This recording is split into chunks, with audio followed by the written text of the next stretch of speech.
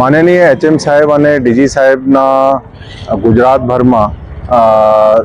જે કાયદા વ્યવસ્થા જળવાઈ રહે અને ગુંડા તત્વો ઉપર કંટ્રોલ કરવા માટે એક દરેક જિલ્લા અને દરેક કમિશનરે ટાસ્ક આપ્યું છે કે 100 કલાકોમાં જેટલા બી એવા ન્યુસન્સ લોકો છે એની યાદી તૈયાર કરવાની છે અને એના વિરુદ્ધ અલગ અલગ પ્રકારના પોલીસ દ્વારા અને બીજા એજન્સી દ્વારા એક્શન લેવાનું છે। એના ભાગરૂપે અમારા જિલ્લામાં પણ જે છે અત્યાર સુધીમાં જેટલા પણ થાનાઓ છે એના સાથે મીટિંગ કરીને એ યાદી તૈયાર કરવા માટે સૂચના આપી દીધી છે અને કાલ સુધી એ પણ ફાઇનલ થઈ જશે। સાથે સાથે જે છે અમારા આજના દિવસમાં અમારા માનનીય આઈજી સાહેબ દ્વારા એક કોમ્બિંગ પણ આપવામાં આવેલ છે,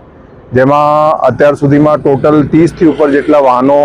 જે છે ડિટેન થઈ ગયા છે આજે અને કાલમાં। અને સાથે સાથે એક જે છે એક માણસની તડીપાર પણ થઈ છે અને જુદા જુદા જેટલા પણ થાના વિસ્તારો છે આજે સલાયા, ભાનવડ, પછી દ્વારકા, અહીંયા બધા અત્યારે નાઇટ કોમ્બિંગ અને પેટ્રોલિંગ ચાલુ છે અને આવતા દિવસોમાં જેટલા પણ એવા આરોપીઓ છે એના વિરુદ્ધ જુદા જુદા કાર્યવાહી કરવામાં આવશે।